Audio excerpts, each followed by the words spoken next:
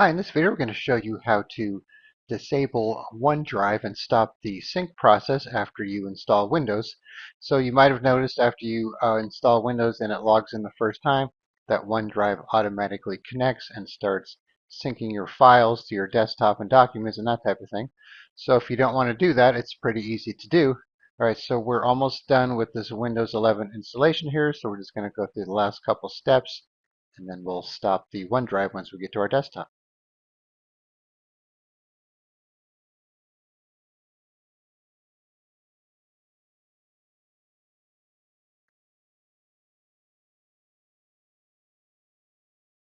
So you notice as you go along, there is no option to not use OneDrive.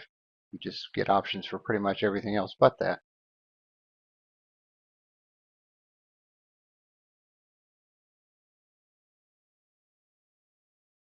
So you would think Microsoft would get the hint and allow you to disable OneDrive during the Windows setup process.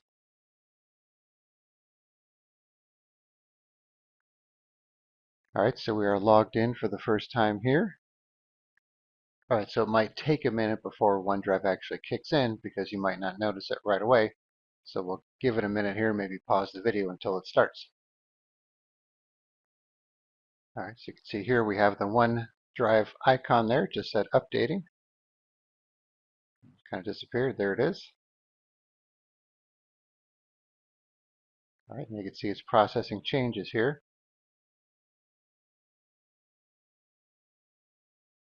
And now it's putting the icons on the desktop here that it's syncing. All right, so once that starts happening, or I should say once you see the OneDrive icon, you can right click on it, go to Settings, click on Manage Backup. So by default it does Documents, Pictures, and Desktop. So you just have to do this one at a time. Stop backup, stop backup.